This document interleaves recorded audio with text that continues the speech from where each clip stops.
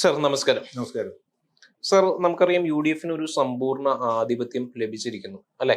ഒരു സമ്പൂർണ്ണ ആധിപത്യമാണ് UDFന് ലഭിച്ചിരിക്കുന്നത്. അതെ. പക്ഷേ ഒരുപാട് വാഗ്ദാനങ്ങൾ അവർ നൽകിയിട്ടുണ്ട് ജനങ്ങൾക്ക്. ഉം. ആ വാഗ്ദാനങ്ങളെല്ലാം അവർക്ക് നിറവേറ്റിക്കൊണ്ട് 5 കൊല്ലം സുഗമമായിട്ട് ഭരിക്കാൻ കഴിയുമെന്ന് തോന്നുന്നുണ്ടോ?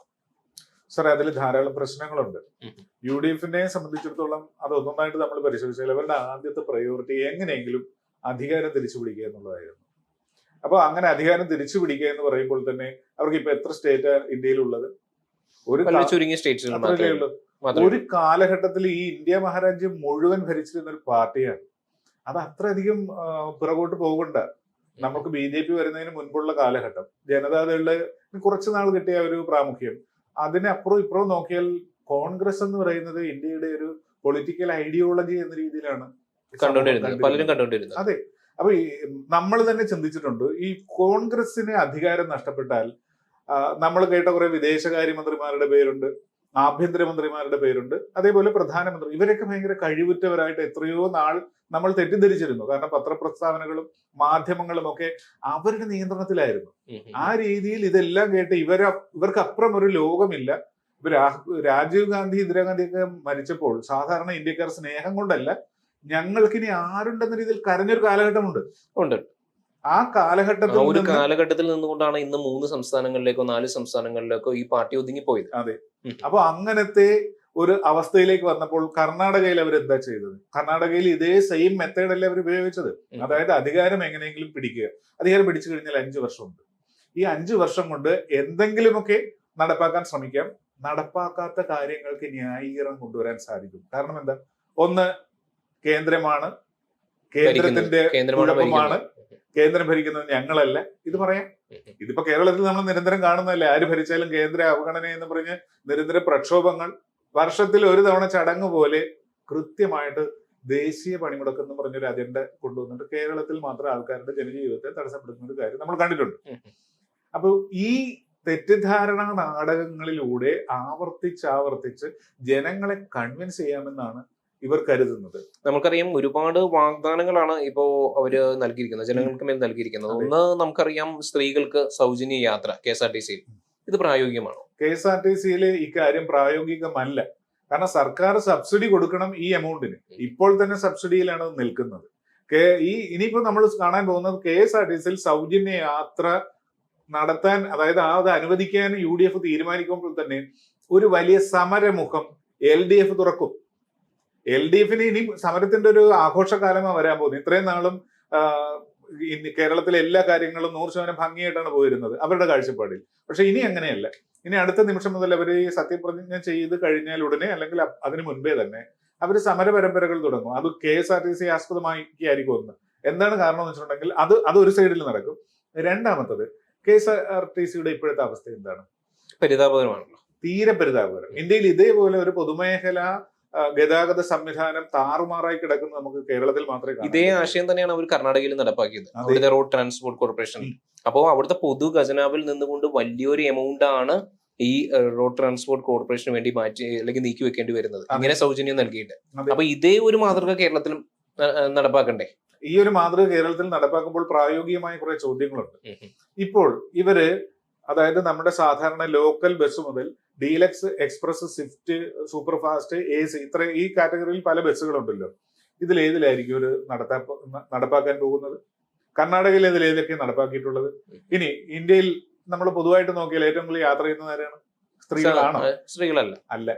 അപ്പൊ ഇതൊരു ചെപ്പടി വിദ്യയാണ് യഥാർത്ഥത്തിൽ. കാരണം ഞങ്ങൾ പറഞ്ഞ കാര്യം നടപ്പാക്കാൻ ശ്രമിക്കുന്നു സ്ത്രീകൾക്ക് വേണ്ടി എന്ന് പറയുമ്പോൾ തന്നെ തുച്ഛമായ ചെലവേ അതിന് വരുള്ളൂ. പക്ഷെ ആ പേരിൽ തന്നെ വലിയ സബ്സിഡി സർക്കാർ ഖജനാവിൽ നിന്ന് കൊടുത്തതിനെ താങ്ങി നിർത്താനായിട്ട് ശ്രമിക്കും. കർണാടക നമുക്കറിയാം പിന്നെയും റവന്യൂ പല രീതിയിൽ സൃഷ്ടിക്കാൻ കഴിയുന്ന ഒരു സംസ്ഥാനമാണ്. പക്ഷെ കേരളത്തിന്റെ സ്ഥിതി എന്ന് പറയുന്നത് നമുക്കറിയാം, നമ്മുടെ പെൻഷനും അതോടൊപ്പം തന്നെ തിരിച്ചടവും അതോടൊപ്പം തന്നെ മറ്റു പലിശയും കൂടി കഴിയുമ്പോൾ തന്നെ നമ്മുടെ വരുമാനത്തിന്റെ 70-72% എന്നുള്ളതാണ് വാസ്തവം.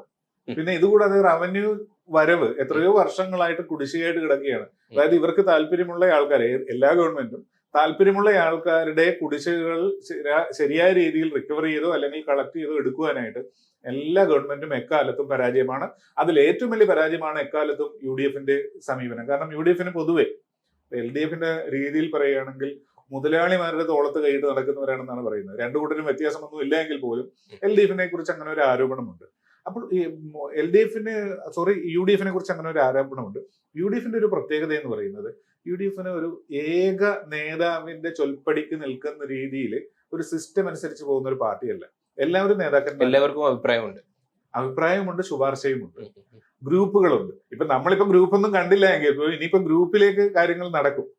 ഇനി ഗ്രൂപ്പ് പോരുകൾ തുടങ്ങും. ഇപ്പോൾ സൈലന്റ് ആയിട്ട് നിൽക്കുന്നത് എന്തുകൊണ്ടാണെന്ന് മനസ്സിലായി. ആ ഒരു ടൈം ആയിട്ടില്ലല്ലോ, മന്ത്രിസഭ ആയിട്ടില്ല, മന്ത്രിസഭയെ നയിക്കുന്ന ആൾ കടന്നു വന്നിട്ടില്ല. അതുകൊണ്ടാണ് ഇപ്പോ എന്നിട്ടും അടിപിടി കൂടിക്കൊണ്ടിരിക്കുകയാണ്. അതായത് ആ ഒരു കാര്യം കൊണ്ട് എന്തെങ്കിലും ഒരു പാർട്ടി വിരുദ്ധ നിലപാടാണെന്ന് വ്യാഖ്യാനിക്കാൻ പോലും പറ്റാത്ത രീതിയിൽ ഇവർ വളരെ സൈലന്റ് ആയിട്ട് സിസ്റ്റമാറ്റിക് ആയിട്ട് ചെയ്യണം. അതുകൊണ്ടാണല്ലോ 52 MLA-മാർ എന്റെ കൂടെ ഉണ്ടെന്ന് KC വേണുഗോപാൽ അവകാശപ്പെടുന്നു എന്ന രീതിയിൽ പ്രസ്താവന വന്നത്. മറ്റുള്ളവരും ഇതേപോലെയൊക്കെ തന്നെയാണ് പറയുന്നത്. അപ്പൊ ഇപ്പോഴത്തെ നമ്മുടെ കേരളത്തിന്റെ ഈ പുതിയ മുന്നണി അധികാരത്തിലേക്ക് കയറുമ്പോൾ നാം കാണുന്ന ഏറ്റവും പ്രസക്തമായ കാര്യം എന്ന് പറയുന്നത്, ഇനി ഇതിലെ ഉമ്മൻചാണ്ടിയും കരുണാകരനും ആന്റണിയും ഉണ്ടായിരുന്ന ഒരു കാലഘട്ടമുണ്ട്. അന്ന് എന്തെങ്കിലും സുവർണ കാലഘട്ടമായിരുന്നു, പക്ഷെ സ്വസ്ഥതയുണ്ടായിരുന്നു. സ്വസ്ഥതയില്ലായിരുന്നു. കരുണാകരൻ ചാരക്കേസിൽ അകപ്പെട്ടു. അതേപോലെ തന്നെ ആന്റണിയുടെ ഏറ്റവും വലിയ വിമർശകനും പ്രതിപക്ഷ നേതാവിനെ പോലെയായിരുന്നു കരുണാകരൻ. ഉമ്മൻചാണ്ടി സോളാർ കേസിൽ അകപ്പെട്ടു. ഈ സോളാർ കേസിലൊക്കെ അകപ്പെട്ടപ്പോൾ UDF അത് ആ രീതിയിൽ അതിനെ കൈകാര്യം ചെയ്ത് രാഷ്ട്രീയമായിട്ടായിരുന്നില്ല. അത് വേണമെങ്കിൽ ഒരു ആയുധമായിട്ട് ഈ വ്യക്തി ഇല്ലാതായി തീർന്നാൽ അടുത്ത ഇരിക്കാമെന്നുള്ള ഒരു മോഹമായിരുന്നു പല കോൺഗ്രസ് നേതാക്കന്മാർ. രണ്ടാം നിരയും ഒന്നാം നിരയുമായി നമുക്ക് വാഗ്ദാനങ്ങളിലേക്ക് വന്നു കഴിഞ്ഞാൽ അടുത്ത വാഗ്ദാനമാണ് 25 ലക്ഷം രൂപയുടെ ഹെൽത്ത് ഇൻഷുറൻസ്. അത് താരതമ്യേന വലിയ കുഴപ്പമില്ലാത്തൊരു കാര്യമാണ്. 25 ലക്ഷം രൂപയുടെ ഹെൽത്ത് ഇൻഷുറൻസ് പറഞ്ഞാൽ വളരെ ബൾക്കായിട്ട് എടുക്കുന്ന സമയത്ത് കമ്പനികൾക്ക് 2 ലാഭമുണ്ട്. ഒന്ന്, ഇതിന്റെ ഡീൽ ആരാണോ ഉറപ്പിക്കുന്ന അവർക്ക് കമ്പനി കൊടുക്കുന്ന ഒരു കൈമുടക്കുണ്ട്. അത് പോട്ടെ. ഇനി വാഗ്ദാനം എന്ന രീതിയിൽ അത് വലിയ കോസ്റ്റ് വരുന്ന ഒരു കാര്യമല്ല, നടപ്പാക്കാവുന്നതേ ഉള്ളൂ. അത് ആയുഷ്കാലമെന്നോ 5 വർഷമൊന്നും പറഞ്ഞിട്ടില്ലെന്നാണ് എന്റെ ഓർമ്മ. 1 വർഷം ചെയ്താലും ഇനി ഏറ്റവും ആയുഷ്കാലം ഇതൊക്കെ നടത്തിക്കൊണ്ട് പോകാൻ കഴിയും. നമുക്കറിയാം, നമ്മുടെ മെഡിസർ പദ്ധതി തന്നെ, ഗവൺമെന്റ് ഉദ്യോഗസ്ഥരുടെ മെഡിസർ പദ്ധതി തന്നെ പല ഹോസ്പിറ്റലുകളിലും നമ്മൾ കണ്ടല്ലോ, ചികിത്സിച്ചവർ കയ്യിൽ നിന്ന് പൈസ കൊടുക്കേണ്ട അവസ്ഥ വരികയാണ്. അപ്പൊ നമ്മൾ കേരളത്തിലെ മൊത്തം ജനസമൂഹത്തിനും ഇങ്ങനെ ഒരു കുടക്കീഴിൽ കൊണ്ടുവരാനൊക്കെ കഴിയുന്നതാണോ? അതാ ഞാൻ പറഞ്ഞു, 5 വർഷം ഭരിക്കാൻ അവസരമുണ്ട്. ഇപ്പൊ K-ഫോൺ വരുമെന്ന് പറഞ്ഞിട്ട് വന്നു. നിസ്സാരമായ ചോദ്യമാണ്.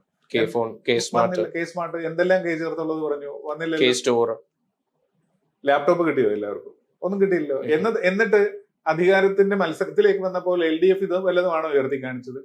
UDF അത് ഉയർത്തി കാണിച്ചോ? ഇല്ല. ഇതൊക്കെ ജനം മറന്നുപോകും. UDF ആകട്ടെ LDF ആകട്ടെ ഉയർത്തി കാണിച്ചത് അവർ പരസ്പരം ഡീലുകളാണ് ആരോപിച്ചത്. LDF-ഉം BJP-യും തമ്മിലാണ് ഡീല്, UDF-ഉം കോൺഗ്രസും BJP-യും തമ്മിലാണ് ഡീല്. അങ്ങനെ BJP-യുമായിട്ടുള്ള ഒരു ഡീലാണ് അവർ ഉയർത്തി കാണിച്ചത്. അതിന്റെ കാരണം എന്താണെന്നറിയാവോ? കേരളം അത്രമാത്രം വർഗീയമായി വേർതിരിച്ചാലേ വോട്ട് കിട്ടും. അതായത് ഏത് വോട്ടാണ് അവർ ലക്ഷ്യം വെക്കുന്നത്? BJP-യെ കുറ്റം പറഞ്ഞാൽ, BJP എതിർത്താൽ ആരാണോ വോട്ട് ചെയ്യുന്നത് അവരുടെ വോട്ടാണ് ലക്ഷ്യം വെച്ചിരിക്കുന്നത്. അപ്പൊ അതങ്ങനെ പറയും. അപ്പൊ ഇവിടെ ഈ മെഡിക്കൽ ഇൻഷുറൻസ് എന്ന് പറയുന്നത് വലിയ പ്രീമിയം വരുന്നൊരു കാര്യം. 25 ലക്ഷം രൂപ ഇന്നത്തെ കാലത്ത് വളരെ നിസ്സാരമായ ഒരു പ്രീമിയത്തിൽ ചെയ്യാവുന്ന ഒരു കാര്യമേ ഉള്ളെന്നാണ് ഞാൻ മനസ്സിലാക്കുന്നത്. കാരണം കമ്പനികൾക്ക് ബൾക്കായിട്ട് ഓർഡർ കൊടുത്തിട്ടുണ്ടെങ്കിൽ അവർക്കത് ചെയ്യാൻ പറ്റും. പക്ഷെ അവിടെയും എത്ര വർഷത്തേക്കാണ് അതിന്റെ പ്രോസസ്സിങ്ങിന് എത്ര സമയം എടുക്കും? അതിന്റെ എലിജിബിലിറ്റി എങ്ങനെ തീരുമാനിക്കും? വേണമെങ്കിൽ അവർക്ക് ഈ പറഞ്ഞ എല്ലാ കാര്യങ്ങൾക്കും കാറ്റഗറി തീരുമാനിക്കാം. BPL അല്ലെങ്കിൽ മാസവരുമാനം ഇത്ര സർവേ നടത്തിയിട്ട് അങ്ങനെ വെക്കാം. അപ്പോൾ ആർക്കും കുറ്റം പറയാൻ പറ്റില്ലല്ലോ. അവർ തന്നെ പറയാം, അല്ല പണക്കാർക്ക് ഇതിന്റെ ആവശ്യമില്ലല്ലോ എന്ന് പറയാം. ആക്ച്വലി കേരള സമൂഹത്തിൽ ഇത്തരം ഒരു കാര്യം ചെയ്യുന്നതുകൊണ്ട് പ്രത്യേകിച്ച് ഗുണമുണ്ടോ എന്നുള്ളത് രണ്ടാമത്തെ കാര്യമാണ്. അത് മാത്രമല്ല, നമ്മൾ പിന്നെ കോൺഗ്രസ് ഭരിക്കുന്ന പല സംസ്ഥാനങ്ങളിലേക്ക് എത്തിയിട്ടുണ്ടെന്നുണ്ടെങ്കിൽ ഹരിയാന, കർണാടക, തെലങ്കാന, ഈ സംസ്ഥാനങ്ങളിലെല്ലാം തന്നെ ഗവൺമെന്റ് ഉദ്യോഗസ്ഥരുടെ പോലും സാലറി 15% കട്ട് ചെയ്തിരിക്കുന്നു. സാലറി കറക്റ്റ് സമയത്ത് പോലും കൊടുക്കാൻ കഴിയാത്ത ഒരു അവസ്ഥയിലേക്കാണ് ഈ കോൺഗ്രസ് ഭരിക്കുന്ന സംസ്ഥാനങ്ങളിലേക്ക് എത്തി നിൽക്കുന്നത്. സാർ നേരത്തെ പറഞ്ഞു കേരളത്തെക്കാൾ റവന്യൂ വരുമാനമുള്ള സംസ്ഥാനമാണ്.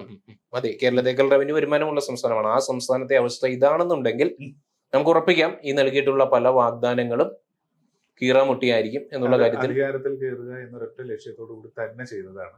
അതല്ലാതെ അതൊന്നും നടപ്പാക്കാൻ പോകുന്നില്ല, നടപ്പാക്കാൻ പറ്റിയില്ല, പൂർണ്ണതോതിൽ നടപ്പാക്കാൻ പറ്റിയില്ല. അത് മാത്രമല്ല, CPM-ന്റെ വോട്ട് ബാങ്കിലേക്ക് BJP കടന്നു കയറുകയും ചെയ്യും.